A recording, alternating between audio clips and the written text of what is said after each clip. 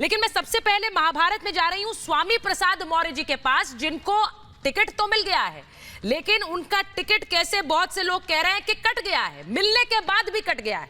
अब मैं ये पूछूंगी उन्हीं से, क्योंकि सीधे सीधे स्वामी प्रसाद मौर्य जी, बहुत बहुत स्वागत आपका महाभारत में। मैं पहला सवाल आपकी सीट के बारे में पूछूं उससे पहले, ये जो चुनाव में गर्मी चर्बी की बातें हो रही हैं और सीधे सीधे अब तो योगी आदित्यनाथ कह रहे हैं कि गर्मी उतर जाएगी 10 मार्च को सबकी।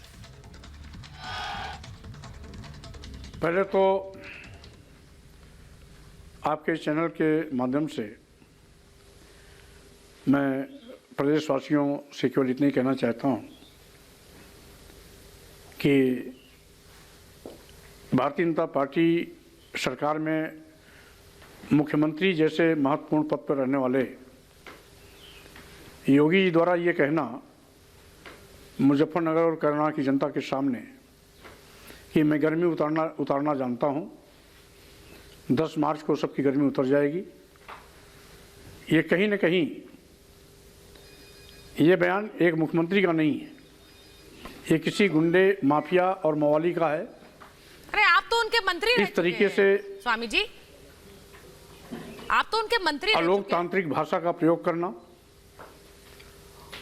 व्यक्तिगत दुश्मनी निकालने की बात करना, हम समझते हैं एक मुख्यमंत्री को शोभा नहीं देता है। और सही बात तो यह है कि 10 मार्च को गर्मी उतारने वालों की गर्मी उतर जाएगी। हाँ। ये दूसरों की गर्मी उतारने लायक रहेंगे ही नहीं। स्वामी जी, आप ये कह रहे हैं कि चर्बी उतार दो। अब मुझे बताइए, 2 बयान है मेरे पास। जयंत चौधरी का बयान जिसमें वो कह रहे हैं कि इनकी सारी चर्बी उतार दो, और वहीं दूसरी तरफ योगी आदित्यनाथ कह रहे हैं गर्मी शांत हो जाए। किसका बयान ज्यादा बुरा है? मुख्यमंत्री जी ने सीधे कहा कैराना और शामली की जनता को, मुजफ्फरनगर की जनता को। जब मुख्यमंत्री बयान सीधे दे रहे हैं, हाँ, और जिले के नाम लेके दे रहे हैं, तो ये मुजफ्फरनगर और शामली कैराना की जनता का ही अपमान नहीं है, ये तो बिल्कुल सीधे सीधे लोकतंत्र की हत्या है। और लोकतंत्र की हत्या करने वालों के साथ स्वाभाविक रूप से इसी प्रकार की भाषा का इस्तेमाल करना चाहिए। जो मुख्यमंत्री है वो गर्मी उतारेगा। सही बात तो यह है कि इस लोकतांत्रिक व्यवस्था में जनता ही किसी गर्मी उतार सकती है, और उसमें दूसरे का कोई योगदान है ही नहीं। तो ये क्या उनसे गर्मी उतारने वाले हैं? 10 मार्च के बाद तो इनकी भी गर्मी उतर जाएगी, इसको कौन देखा है? लेकिन स्वामी जी, आप तो उनके मंत्री रहे हैं, आप तो अब सीधे हमले पर उतर आए, सीधे व्यक्तिगत हमला कर रहे हैं। आप सीधे व्यक्तिगत हमला मुख्यमंत्री पर कर रहे हैं। आप ये किस तरह से, ये तो भाषा तो आपकी भी देखिए, आप कैसे व्यक्तिगत हमले पर उतर आए। जब ये बयान योगी जी का है तो हमला किस पर होगा? आप योगी जी पर हमला करिए सर, लेकिन मुझे बताइए कि उसी भाषा में आप भी तो किस भाषा में जवाब दे रहे हैं? आप भी तो कह रहे हैं गर्मी उतर जाएगी उनकी। ये तो आपका भी बयान है, ये आपका ही तो बयान है। आप मुझसे कह रहे हैं कि उनकी गर्मी उतर जाएगी, आपने भी तो किस तरह के ये तो बयान देने वालों से पूछना चाहिए, आपसे ना पूछे। ये तो बयान देने वालों से पूछना चाहिए। हाँ। आपने उनके साथ नरमी क्यों बरती? अब तक तो पूछ लेना चाहिए था आपको। नहीं तो उनसे भी पूछेंगे सर, साक्षात्कार होगा तो उनसे भी पूछेंगे, लेकिन आपसे तो पूछेंगे ना। आप तो मेरे साथ बात करते वक्त स्वाभाविक रूप से 10 मार्च को प्रदेश की जनता गर्मी उतारने वालों की गर्मी उतार देगी। और ये भाषा जिसका आप इस्तेमाल कर रहे हैं उसका मैं उनसे तो पूछूंगी सर। पीड़ा क्यों हो रही है? आप मुख्यमंत्री जी से आपका क्या संबंध है? बात होगी जब आपसे तो अभी पूछ रही हूं। साफ कॉर्नर है, क्यों उनको बचाना चाहती हैं? कौन बचा रहा है? सीधे आपको जवाब योगी जी क्यों नहीं लिया है आपने? योगी से नहीं लेना चाहिए आपको? बात होगी तो पूछेंगे ना सर, आपसे तो अभी बात हो रही है भाई।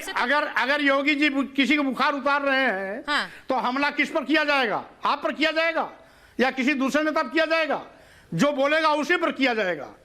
अब आपको दर्द क्यों हो रहा है? मुझे क्यों दर्द होगा सर? मैं आपसे पूछ रही हूं, मुझे ये बताइए, हिंदू गर्दी का बयान देते हैं जब नेता, तब सब ठीक है? सपा के नेता टिकट मिला, वो कह रहे हैं हिंदू गर्दी उतार देंगे, ये बयान ठीक है क्या?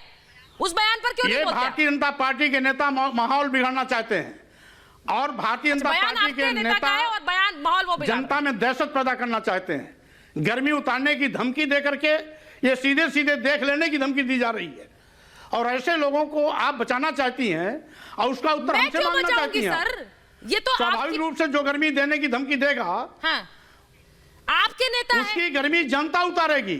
आप अपने 10 मार्च को उसकी गर्मी जनता उतार देगी। आप अपने नेता से बोलेंगे कि इस तरह के ढीला हो जाएगा, इस तरह के बयान दे रहे हैं, हिंदू गर्दी उतर जाएगी, हिंदू गर्दी हो गई, ये आप अपने नेता से बोलेंगे? ऐसे लोगों को क्यों टिकट दे रहे हैं आप?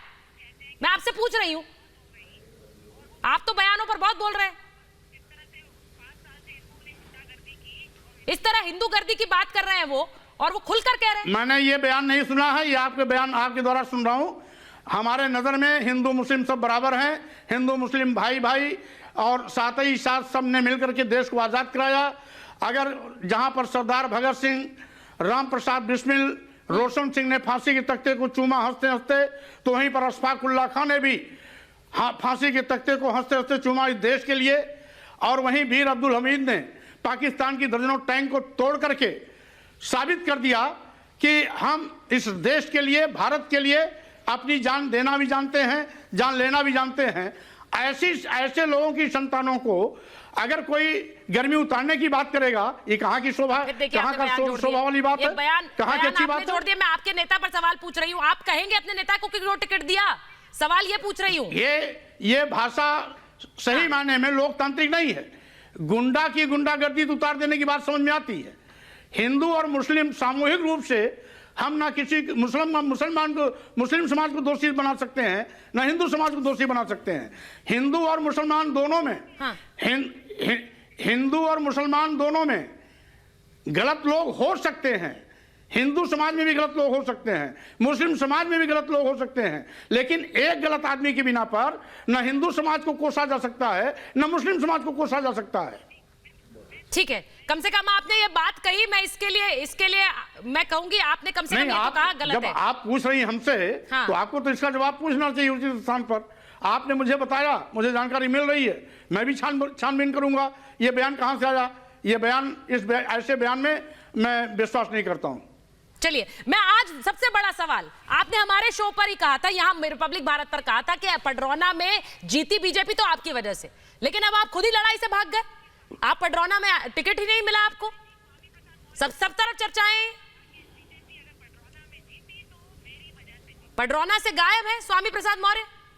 फिर भी मैं पडरौना में समाजवादी पार्टी को जिताऊंगा। जो भी लड़ेगा वो स्वामी प्रसाद मौर्य का चेहरा होगा। चेहरा तो होगा, लेकिन आपको चेहरा वहां नहीं बनाया, आप वहां नहीं लड़ रहे।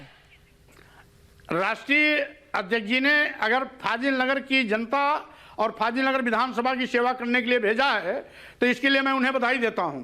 और अब जाकर के फाजिल नगर विधानसभा और फाजिल नगर की जनता का सेवा करूंगा। और पडरौना विधानसभा, जहां की जनता ने मुझे 3 बार लगातार अपना स्नेह, प्यार, आशीर्वाद दे करके लगातार विधायक बनाया, उनको मैं बहुत आभार व्यक्त करता हूं। और पडरौना के सम्मानित जनता का स्थान मेरे दिल में पहले भी था, आज भी है, आगे भी रहेगा। बीजेपी कह रही है आरपीएन सिंह से डर गए इसीलिए वहां से हट गए, डर लग गया आपको, डर गए। भारतीय जनता पार्टी जिस आरपीएन सिंह को बहुत हीरो मान रही ना, जब चुनावी मैदान आएगा तो जीरो साबित होगा, 0 नंबर 1। चलिए, आप कह रहे हैं वो जीरो साबित होंगे, आप तो हीरो हैं। प्रचार में कब उतरेंगे? प्रचार में आप दिख नहीं रहे हैं, प्रचार में तो उतरिए अगर हीरो हैं पार्टी के। मेरा कार्यक्रम लग चुका है, आप चिंता मत करिए, वहां भी दिखाई पड़ूंगा। अब दिखना चाहिए आपको, आप कुछ बोलेंगे तो हमें कुछ मसाला मिलेगा, हमें खबर मिलेगी, हम चलाएंगे उसे बयान। आप कुछ बोलेंगे वहां पर,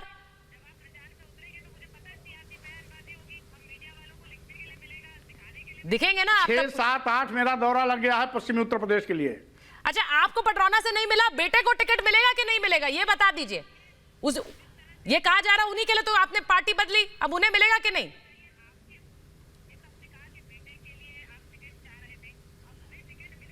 स्वामी जी देखिए, मैंने पहले भी कहा और आज भी कह रहा हूं, मेरे पास पूरे प्रदेश के लाखों लोगों के पीछे जनाधार खड़ा हुआ है, और जिसके पीछे लाखों की जनता पीछे खड़ी रहती है, जनाधार रहता है जी। वो किसी एक की चिंता नहीं करता है। इसलिए ये छोटी सोच और छोटी लोगों की बात है। तो जो लोग छोटी सोच रखते हैं वो छोटी बात करते हैं। मैं हमेशा बड़ा दिल रखता हूं और बड़ी सोच के साथ लोगों का काम करता हूं। तो और यही कारण है कि मेरी लोकप्रियता पूरे उत्तर प्रदेश के सभी जिलों में समान रूप से है। उत्तर प्रदेश का हर जिला मेरा अपना घर और जिला लगता है। तो मैं ये कहूं कि इसलिए कहीं भी किसी उत्तर प्रदेश की किसी विधानसभा से अगर राष्ट्रीय अध्यक्ष जी का आदेश होगा कि यहाँ लड़ना है तो मैं सहर्ष वहां जाऊंगा, जीतूंगा, लड़के आऊंगा। नहीं, मैं दूसरी चीज कह रही थी, आप इतना बड़ा दिल दिखाया कि बेटे को टिकट ना मिले तो भी ठीक है। ठीक है, अब नहीं, इसका उत्तर देने का कोई औचित्य ही नहीं है। अच्छा ये बताइए, बीजेपी ने आखिरी सवाल पूछ रही है, वो कह रहे हैं कि आप हर 5 साल बाद स्वामी बदलते हैं, स्वामी प्रसाद मौर्य। अगला स्वामी कौन होगा पता नहीं इनका, अगला कौन होगा ना कुछ नहीं पता रहता। देखिए, भारतीय जनता पार्टी के लोगों को जी मेरा आभार व्यक्त करना चाहिए। जिनका 14 साल का वनवास था मैंने खत्म किया था, अब इनका साथ छोड़ा हूं, फिर से वनवास जाना पड़ेगा। चलिए, स्वामी प्रसाद मौर्य जी बहुत बहुत धन्यवाद हमसे बात करने के लिए। रिपब्लिक भारत में स्वामी प्रसाद मौर्य कह रहे हैं कि मैंने वनवास खत्म किया था बीजेपी का, और अब देखिए फिर से उनके लिए वनवास शुरू होगा।